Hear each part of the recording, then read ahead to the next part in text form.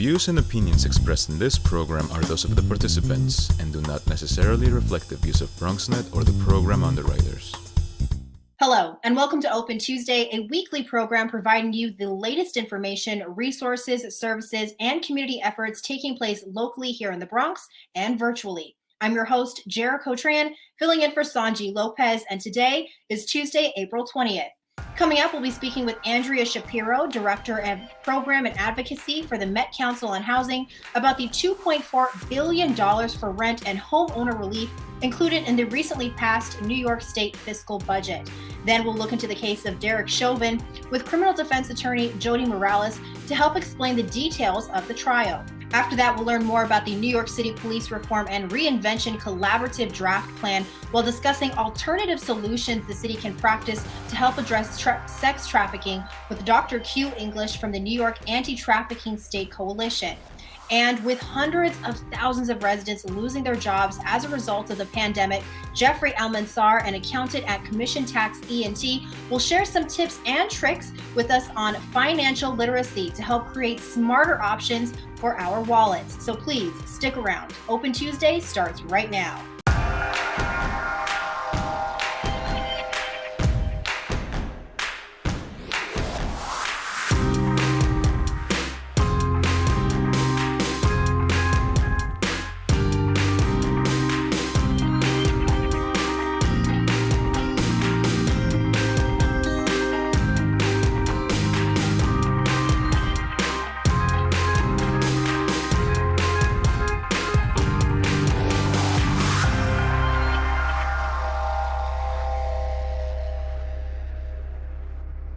Welcome to Open on BronxNet. I'm your host, Jericho Tran, filling in for Sonyi Lopez. I'd like to invite you to get social with us at BronxNet TV on Instagram and Twitter, and BronxNet Community Television on Facebook.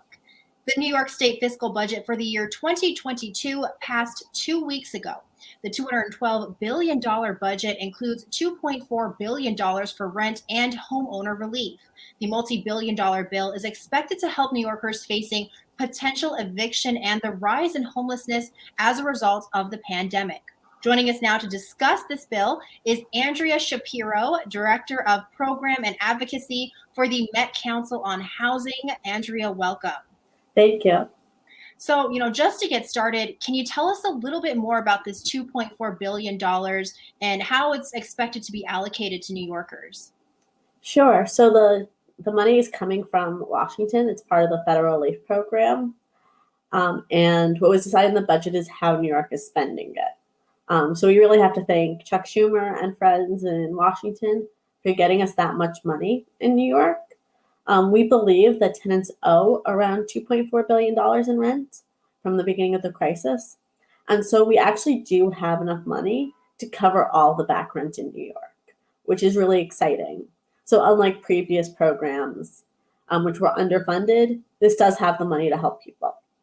And we're really excited through a lot of advocacy, a lot of organizing, tenants showing up in Albany, in the Bronx, all over Manhattan, to really push to make this program as good as it can be. And that means that tenants can apply, that tenants will be able to apply in the future, making sure that landlords are forced to take the money, and that no one gets evicted because of COVID. Now, there have been critics of the bill who say that the bill does not require residents to prove COVID-19 hardships, and therefore the program doesn't provide protection against potential fraud. Do you see this being a large issue as the state tries to distribute money to those who need it?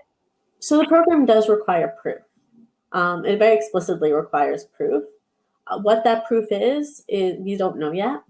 The budget was just passed last week. It'll take at least a month for the agency to put together the program. It does allow for something called a self-attestation, which is a fancy way of saying you swear under oath that you meet the requirements. And this is very common for social service programs. Nearly all social service programs in New York allow for a self-attestation, and fraud rates are extremely low. And tenants don't get the money. So it doesn't help a tenant to swear that they qualify for this program because their landlord's getting the money. And so I think we really have to be more concerned about landlords making up tenants than a tenant trying to get extra rent, help with rent. Let's keep everyone in their apartment. And can you elaborate a little bit more about that? You're saying that landlords could take advantage of this. Can you elaborate just a little bit more on that? I mean, we see landlords in New York do everything. There's, a long history of landlords milking state programs such as tax relief programs, tax payment programs they get for their buildings, and not providing the protections to tenants. And overcharging tenants, not providing repairs that they claim in court they're doing. And landlords in New York, do all sorts of things. And I think them trying to say that tenants might take advantage of this program or that they're being hurt by it isn't true. Mm-hmm. And what are some things that tenants can do to protect themselves against something like that from happening with their landlord? So put as much of the conversation with your landlord in writing. Landlords can apply for the program with your permission, and just be very clear about what you're applying for, what you're signing. And you can apply yourself as well, but having very clear conversations with your landlord about it. And what are some of the requirements needed to apply for this? I know it's a very new bill, but what are some of the requirements that we're seeing to apply for this once it comes out? Sure. So according to the budget, the program will be open to tenants who are under 80% of AMI, which for an individual is around 63,000, and for a family of 3 is around 83,000. And you can search AMI, Area Median Index, to find out the exact table of income requirements. But start getting together any income documents you have. Particularly if you've applied for unemployment, those documents, if you have an email or a letter from your boss or your supervisor saying your hours are cut. Also, if you have any paperwork that would show expenses related to COVID, such as increased childcare or elder care costs, moving expenses, so you had a family member move in with you, that increased your costs, as well as medical-related expenses. And should residents searching for housing right now, what should they be looking for if they are looking for a place to live right now? Sure, it's really important that tenants actually visit where they plan on moving to. We've heard from a lot of people who didn't see the apartment that they were moving into. The broker said, we're not doing that right now. They move in and it's not what they were promised at all. It's not the apartment they were shown on video. So it's really important to actually see the apartment, test out outlets, faucets, talk to neighbors if you can, is always great. And also get everything you can in writing. So we know that some people are getting offered discounts right now, but it's really important to get that discount in writing and assume that discount isn't going to stay. Mm-hmm.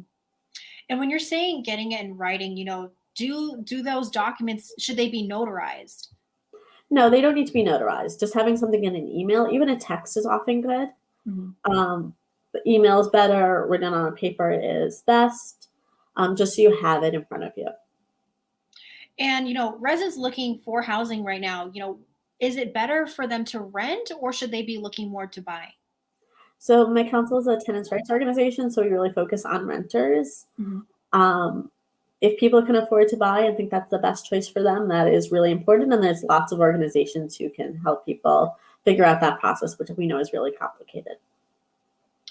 And, any other tips that you would have for residents looking to be a part of this rental and, homeowner assistance? Sure. Start getting your paperwork in order. Find all those documents from the beginning of the pandemic. And really pay attention. We don't know when this program will open up. Mm-hmm. And it might be a month, it might be 2 months. If you're getting harassing letters from your landlord about rent, please contact the Met Council or another tenants group. A local elected official can also help. Right now, we do have an eviction moratorium in New York State. That means if you've had a hardship or increased expenses, you're protected from eviction. And your landlord can't just say you're evicted. No one should leave just because your landlord says, I'm going to take you to court or you're evicted. You have to go through the court process before you're evicted. There's lots of steps in between. So it's a long process to make sure that everything is done legally. And so don't leave, call someone, tell someone. I know it's embarrassing to be evicted, to owe back rent, but it's really important that we fight for our apartments and that there is help and that no one needs to leave their apartment right now. And do you have any other messages for New Yorkers, at this time? I think it's important that we continue to fight for what we need and make sure that every tenant is protected. We know that COVID rates are still pretty high in the city. And so it's important that we're able to stay in our homes, that we're not forced to move in with our friends and family, that we don't just give in to what our landlords are saying. And that we also think about homeless New Yorkers who were really left out of this budget and are suffering much more under COVID in congregant shelters on the streets. And that we also fight for them and that we make sure that they have a home to go to.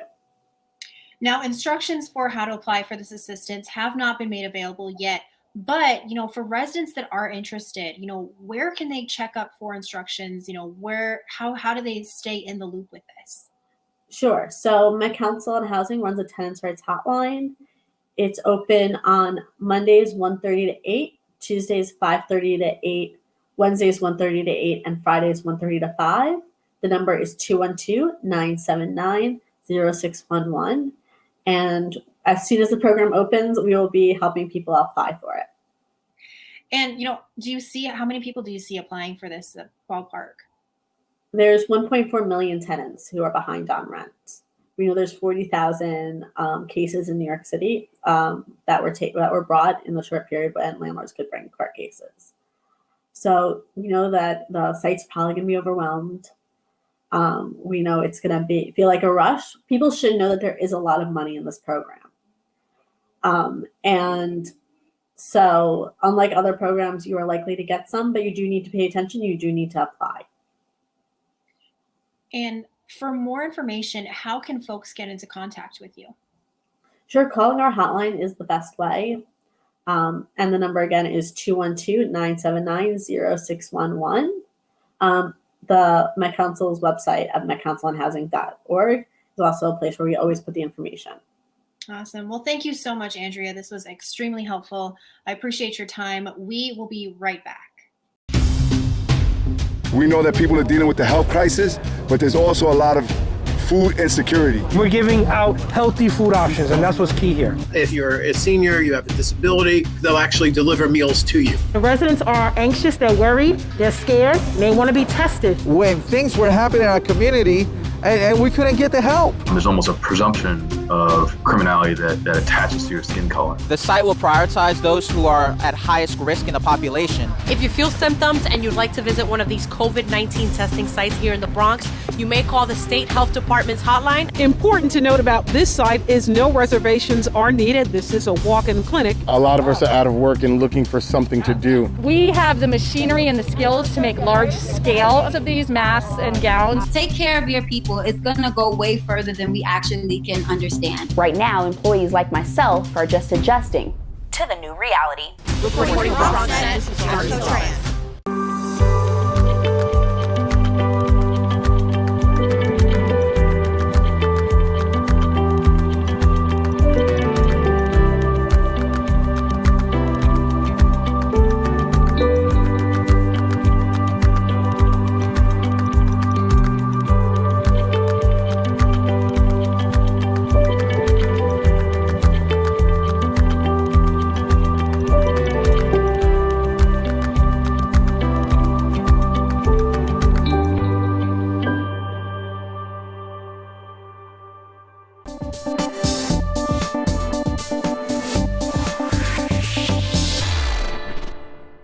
Welcome back. The death of George Floyd last May highlighted the issue of police brutality as people all over the nation rallied for change. The trial for the officer involved in Floyd's death, Derek Chauvin, is taking place now. Chauvin faces third and second degree murder, as well as second degree murder for manslaughter charges in the death of George Floyd. We're speaking with Jodi Morales, a criminal defense attorney, to help explain the details of the trial. And we are filming this on April 13th, so we will be discussing what has transpired during the trial up until that date. Jodi, thank you so much for being here with us today. Thanks for having me. So, just to start off, what is the key evidence influencing the trial at this point? At this point, we've got a lot of medical testimony. These are probably the most important pieces. As you know, there's been testimony from a number of medical experts. And while people think that there's a difference of opinion here in terms of the first medical examiner's issuance of the cause of death, as opposed to what other medical experts have testified to, actually, there isn't much of a difference. What he did indicate in his first report was that there were a number of other things, underlying issues that contributed to the cause of death. However, he still ruled it a homicide. So I think that has been a huge sort of question for most people. And I think it's something interesting to talk about just in terms of a defense perspective and strategy. Of course, this is a case that was covered in the media. You saw video, and the defense has a very difficult time proving or disproving the prosecution's case. So they're going to take advantage of any little piece of evidence they can in order to try to poke holes in the prosecution's case. And, right now, the main question is whether Floyd died from Chauvin's knee on his neck or on his back, or the drugs in his system. So medical experts, like you said, are definitely playing a key role in this case. What is causing so much confusion over the cause of his death? Well, again, we have to go back to that first medical examiner, the person who conducted the autopsy, Dr. Baker. He testified that heart disease and drugs contributed to the cause of death. So in other words, he's saying that the heart disease, his narrowed arteries, and drug use played a role in the death. But he's not saying that that is the cause of death. He's saying that it's just a role. Okay. The actions by Officer Chauvin were the actual things that caused the death. So, I think people hear that and they hear the initial report from Dr. Baker and they think that there's some sort of a loophole here, or that he's, stepping away from this idea that excessive force was used. That's not what's actually happening. He's saying that there was an underlying and other contributing factors that led to Mr. Floyd's death. Now, Minneapolis paid $27 million to the family of George Floyd to settle the wrongful death suit filed by the family. What could this mean for Chauvin's trial? I think you've got people looking at it like, oh, well, then that means that the family is yielding, or, there's some issue, there's something wrong with the evidence against Chauvin. I think that's a natural impulse when you hear about a settlement. But what we neglect to think about when it comes to the civil side of things, civil cases, is that these cases take a very, very long time to come to a resolution. And sometimes there are a number of factors that, personal factors that the family has to consider in terms of, whether they want to pursue something that's going to last for a very long time, or whether they want to sort of shut the door and close on one critical aspect of what happened and sort of, put more emphasis and energy behind what's happening in the criminal case. And, what are some of your thoughts on the witnesses called to stand? In particular, we had the law professor, Mr. Stoughton's testimony. What exactly are your thoughts on the witnesses they're calling? Well, I think Professor Stoughton was an amazing witness for the prosecution. I mean, not only is he a former police officer, he's a law professor who's an expert in the use of force. So his testimony is extremely powerful. He testified that Chauvin overlooked cues nearly every step of the way during this arrest, and that he escalated the situation into a deadly use of force. And that should have never happened. There's no reason to take it to that level. So his expertise as an officer, as well as someone who analyzes specifically the use of force, is something that I think the prosecution is going to yield a lot of benefit from. Of course, the other witnesses have been extremely influential and very important for the prosecution. I mean, cardiologist Dr. Rich, he testified that but for that restraint, he would have lived. George Floyd would have lived. He testified, and I think he actually said his death was absolutely preventable. When you hear that type of evidence and that type of testimony from someone who's had the benefit of not only reviewing the medical records, but also the body camera footage, it's irrefutable evidence in my view.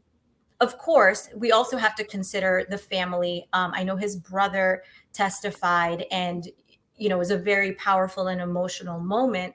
And that's something also that the prosecution was very smart to do, because we are human beings. This is a case, but at the end of the day, people need to understand who this person was and why the impact of what happened is so great. And do you think that the fact that this case is, it's literally known like around the world, we had protests over it last year.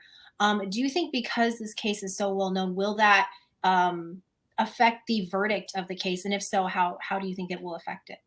I think it's certainly, the notoriety, all of the coverage, I think it certainly puts pressure on the jurors to do the right thing, so to speak. I think nobody wants to feel like they acquiesced in behavior that was totally excessive. And of course, the protests have shown a very bright light on some of the atrocities that have been happening in our country. So I think that, people are very, very upset to a degree that will impact generations to come. And right now, the pressure is very high for the jurors to do the right thing. Of course, a guilty verdict doesn't bring him back. But it does, make a huge statement about what's acceptable in communities of color and what's not. And, most recently, now we have the shooting of Daunte Wright, which just happened as this trial is going on. How do you think that this is going to affect the trial? I think it certainly has an effect and an influence on the trial. You're going to see more pressure on the prosecutor, on the jurors from, community members, people just like you and I, who are looking at what is transpiring outside of this case and saying, when is this going to stop? When does this end? And when you have that as the backdrop to some of the testimony that you've heard in this particular case, you can't help but assume that this is going to definitely have a strong impact on how the evidence is being weighed. And right now there is talk of sequestering the jury due to civil unrest following the death of Daunte Wright. While these are two separate cases, do you think the jurors, in relation to the George Floyd case, do you think they could be in possible danger because they're so close to that? I wouldn't say that they're in danger, but I think that there's definitely a fear of influence. Now, the jury is supposed to just listen to the evidence and make their decision based on the evidence presented. Of course, when there's all this other stuff going on in the background and many different voices and many different opinions registering, it has an impact on the jury. And I think that although the judge recently denied sequestering them yesterday, I believe there was a request by the defense attorney to sequester the jury yesterday, and the judge denied it. It's my understanding that when deliberations come, the judge will be sequestering the jury. And, when you're looking at this trial, is there anything that you see that you would do differently as a criminal defense attorney? No, I think that there is such overwhelming evidence in support of the prosecution's case that, presenting the evidence as it's there and as it had unfolded is just the perfect way to do it. I don't think that there's any reason to call, additional witnesses outside of who has already been called and muddy the waters. It's very clear. There is video evidence of what transpired. There are medical experts discussing the cause of death, and there's nothing else really to consider. I mean, in my view, this conversation about, drug use and, heart condition and things like that, sure, it's something that needs to be discussed, but it's, again, not the cause of death here, at least from the evidence that I've seen. So getting back to the original question, there isn't anything I would do differently from the prosecution's perspective. And, how can folks get in contact with you for other, if they want to, reach out to you as a criminal defense attorney? Sure. So the easiest way is on Instagram. You can find me at jmoraleslaw. You can also email me. The email is Jodi, Jodi, @jlmoraleslaw.com. And once again, we just want to remind our viewers, we are shooting this on April 13th. So we are discussing topics that have transpired during the trial up until the 13th. We will be right back.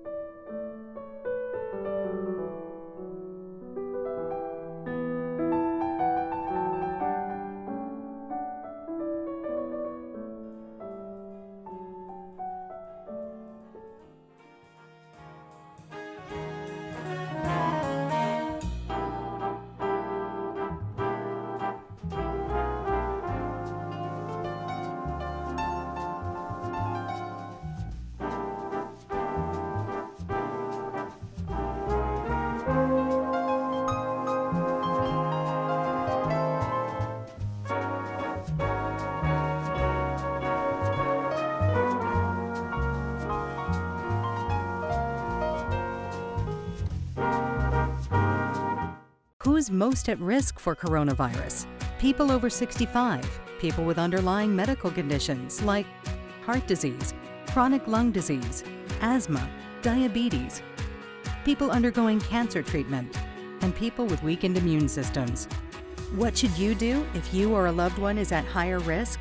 Avoid close contact with people. Avoid crowds. Stay home if you can. Wash your hands frequently. Learn more ways to protect yourself and others at coronavirus.gov.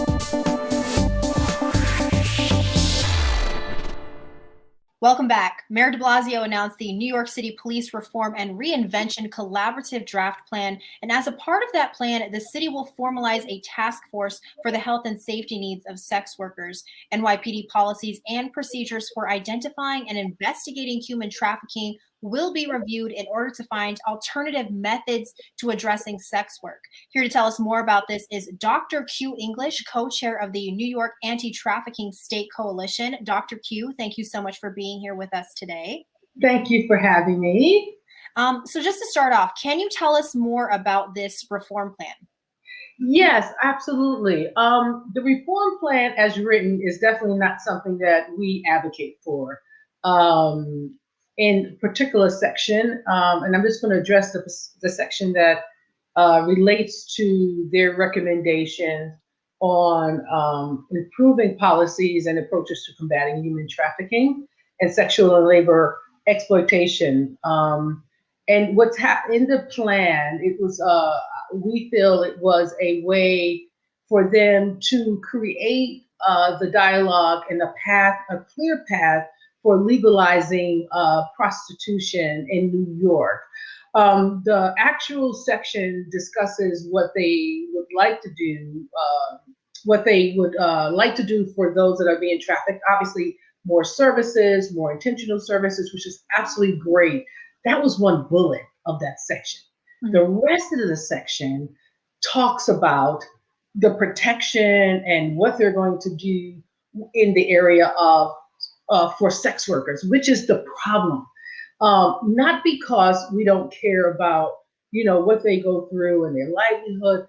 Our advocacy is for them to get services. It's for them to get housing. It's for us to help them in the area of employment or just creating that pathway for them. But the way they wrote it, and it was a pretty low hitting statements that they made to combine, and just as an education piece, to combine human trafficking, a section on human trafficking with that of legalizing prostitution is an injustice to trafficked victims.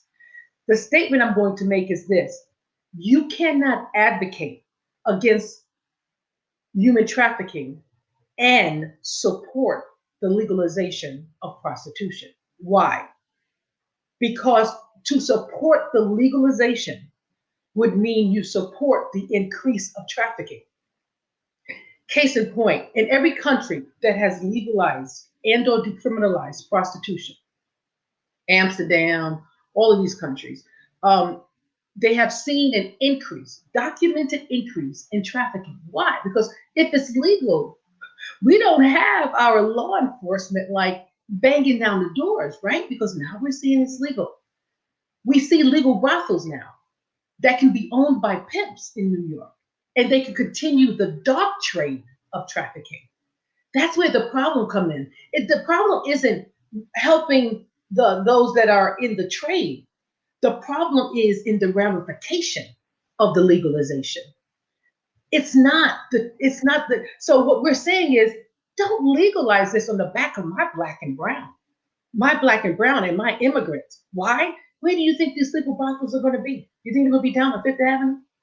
You think these white European men is going to be frequenting Fifth Avenue? No, they're going to be lined up in our neighborhood. Everywhere you see a liquor store and massage parlors and all of those places, we're going to have our legal brothels right there. And now we're giving our kids an option. This isn't an employment option for our black and brown when we're trying to elevate their minds. And now we're saying, hey, guess what? If you don't feel like you can elevate your minds, let me just help you out, man. You got a nice body. Let's create this new employment opportunity, which is documented as one of the highest mortality rate occupation, period. Every country that has legalized it have seen an increase in deaths, an increase in violence. Amsterdam had to shut down their red light district because of the increase in violence. 40,000 youth showed up to say, can we please get this trade no longer to be legalized? Can we just turn back the pages? Why? Because it is a violent trade. It is not safe. And those that are advocating for it is like the 1% of the 100%. And so my human trafficking victims and survivors are like, are you crazy? This is not, we don't see sex as work. I was raped. I didn't work for sex. I was raped. It sounds like, so when you look at that, this report that they are now pushing is for the legalization. It sounds like there's a kind of a confusion between the sex trafficking and sex trade. Can you explain the difference for us? Yeah, it's a sex trade. Yeah, absolutely. You just think of the word trade, right? And what does trade sound like? Just what it says. It's a trade for those that are involved. And we don't like to say sex workers because we don't believe that sex is work, right? But it's the trade that involves those that are in prostitution, right? And then when you think of the whole gamut of those that are being trafficked, it's a form of modern day slavery in which individuals perform commercial sex through the use of force, fraud, coercion, and it's for the purpose of exploitation. However, minors under the age of 18 do not have to prove force, fraud, or coercion to be considered a victim of human trafficking, regardless of the use of force, fraud, or coercion. So that is the difference. Like those that are in the sex industry specifically is in the business of prostitution. It's activities that involve providing sexual services for money, such as prostitution, etc., selling sex. So that's the trade, right? And then you have the trafficking. Human trafficking is a crime, period. It is a crime. Like to force someone into having sex for the purpose of exploitation, right? It has to have exploitation. That's a longer lesson. I can't go through it now, but it has to be for the purpose of exploitation to be considered trafficking. And so when we talk about trafficking, that's one thing. When we talk about the sex trade, that's another thing. That's why this report is so slanted.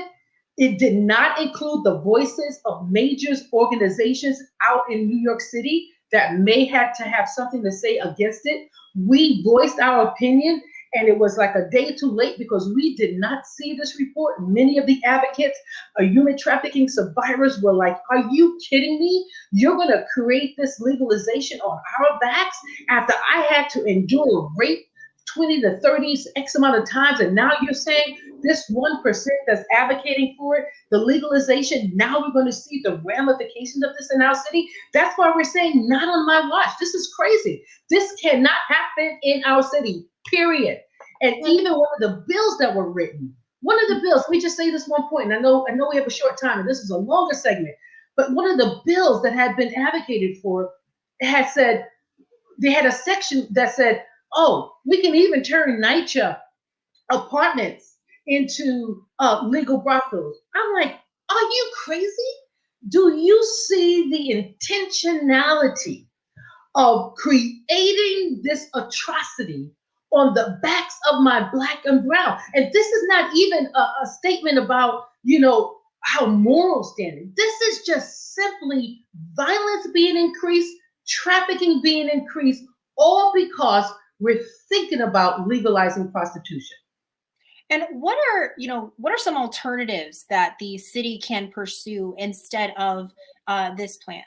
Yes, that's very good. Thank you for asking. There's several things they can do. One of the things that's very, very important in this space is that they need survivors' voices around anything they do, any task force they form, not survivors' voices to, just to have them as like, temporary, like, just for people, just for show, just to have them sitting at a table, but true engaging voices around the table that come from survivors. Number two, instead of the legalization, right? Instead of that, knowing the violence, knowing the increase in human trafficked victims, and knowing the decrease in the age of trafficked victims as a result of legalization and decriminalization in every country, and somehow we think we can get it right? Are we crazy? Nevada even said Nevada is not safe for women after they did the whole legalization. So what they need to do is think of what can we do to serve and provide resources for those that are in or coming out. What can we do to not criminalize the victim? We see them as victims. They are not criminals. What can we do to not criminalize and constantly see them as victims and provide resources for them, help them? How do we get resource centers throughout our entire state? Other countries have done it and they've done it right. There's some models that we need to look at to incorporate into our own city? What can we do to create sensitivity with our officers and the population? How do we create the pathway to being able to survive, to thrive, and not only survive? And I think a lot of it has to do with the NYPD. It has to do with the survivor themselves, and it has to do with government, but it also has to do with community. So we need more resources in the pot, or I should say the cash pot, in the budget, so that we can help our survivors with housing and help them with the model that I created, which was called High Point. It's a model of housing with wraparound services so that they can, as I said earlier, thrive and not only survive. The key is in resources. And this is a lot of great information. You know, for anyone who wants to learn more, how can folks get in contact with you? Please write me, talk to me about your support of this. Help me get this message out and across. Otherwise, we're going to be in a horrible state as a city. You can write me directly at RevQ, REVQUE at NotOnMyWatching, NOMWI.org. For more information, go to my website, www.nomwi.org, nomwi.org. Let's stop this from happening in our city, but at the same time, let's get services for those that are in the life. Dr. Q, thank you so much for your time. I really appreciate it. We are taking a quick break with Open Tuesday, but we will be right back.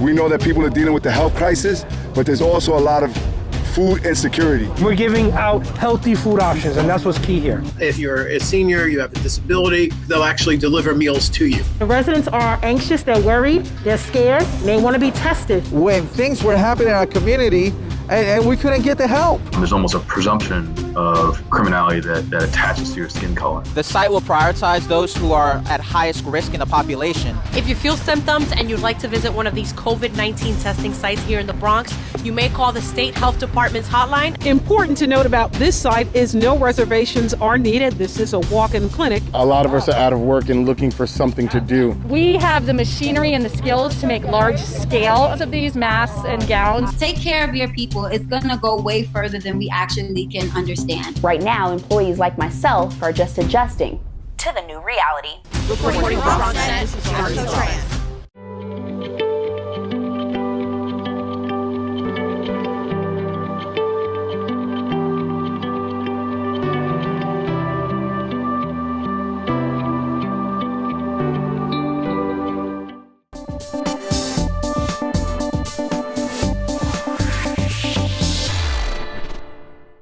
Welcome back. With businesses shutting down for almost a year and hundreds of thousands of residents out of work during that time, the pandemic created financial hardships throughout the city, especially for those living in the Bronx, which was hit the hardest. Joining us today to give us some tips on financial literacy is Jeffrey Almanzar, an accountant at Commission Tax E&T. Jeffrey, welcome. It has been a tough year, so I'm really excited to have you on. Just to start off, what are the major financial challenges you've seen residents struggling with during this past year? Hi, Jericho. Thank you for having me on here again. And absolutely, there's been a total whirlwind with all the businesses, especially in the Bronx. A lot of the restaurants haven't been able to open properly.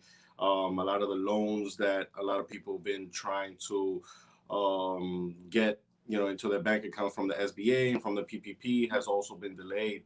So a lot of people have been bootstrapping it, as they say, and trying to make the best out of what they can.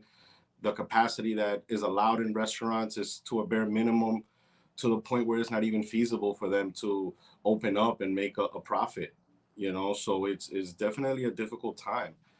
So the hospitality industry, the hotels, a lot of them have taken out their retirement funds, and a lot of people relocating to other states, moving to Florida and Texas. So it's a total exodus in all accounts. So it's definitely been a year to remember.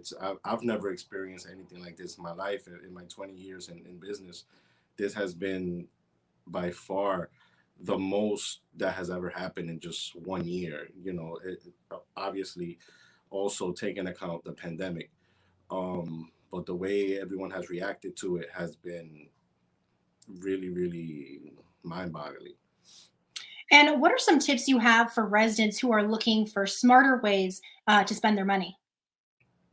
So right now, obviously, we don't know what the future holds with everything that's happening. So the best way to go about your money is to try to save as much money as you can. Obviously, when you have so much of an influx of, you have stimulus checks, you have unemployment, you have loans, you have a lot of money being injected into the economy. Unfortunately, the value of the dollar goes down. So a lot of the prices, instead of them coming down, they actually start coming up. So what you would pay for $5 for before is probably $6, $7 now. So, supply and demand is definitely going in a different direction based on the needs of everyone. If you look at the housing market right now, they say that the interest rates are really low, but now the houses that were probably 170, 180 last year are going for 300, 320, which almost double in price. So I'm not saying it's a bad time to buy. I'm not saying it's a good time to buy. I say if you save the most money you can, you definitely have the upper hand, because, obviously with more cash in hand, you have better decisions to make. I would definitely steer away from spending money on unnecessary things that are not going to make you money.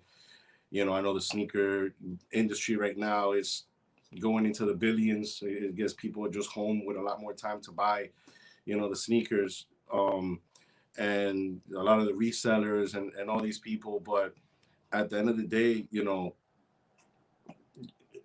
in a pandemic, you really realize what's valuable. Your house, your toilet paper went in record sales. Water, things that people really need to survive in life.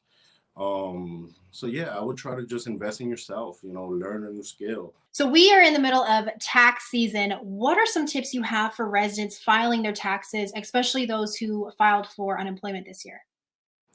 Sure. So with the IRS and the unemployment situation, there was a problem that the IRS had excluded the first $10,200 on the unemployment benefits. So the state of New York, they decided that they were not going to do the same. So a lot of people are actually getting money back on their IRS taxes. But then from the state, they're going to have to pay taxes on that money. So as far as them filing, I mean, at this point, all the laws and rules and regulation are in place. So you can still go ahead and file your tax return. You're probably at an advantage right now in comparison to those that went ahead and filed super early, because a lot of these laws weren't even in place yet. They're saying that you're not supposed to file an amendment for your tax returns for the ones that you have already filed. So what they're going to do is that they're going to go ahead and recalculate your tax returns and then send you the difference.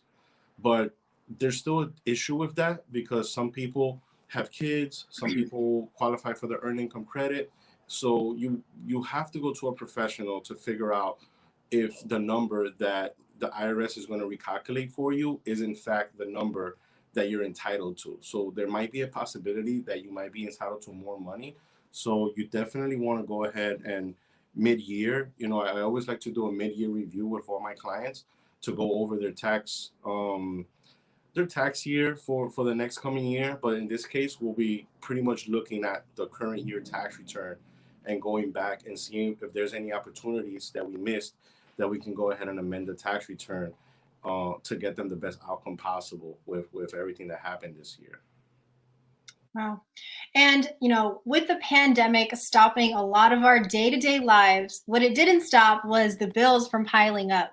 So what advice can you give to residents who are dealing with growing debt and also paying their bills? Does one take priority over the other? How do you pay both of them at the same time, especially when money is so tight right now? Well, at the end of the day, your priority should be keeping your four walls up, right? You want to make sure that your living situation is where you keep a shelter for your children or your family and for yourself. So that needs to be first priority. A lot of these landlords, a lot of these business owners, a lot of these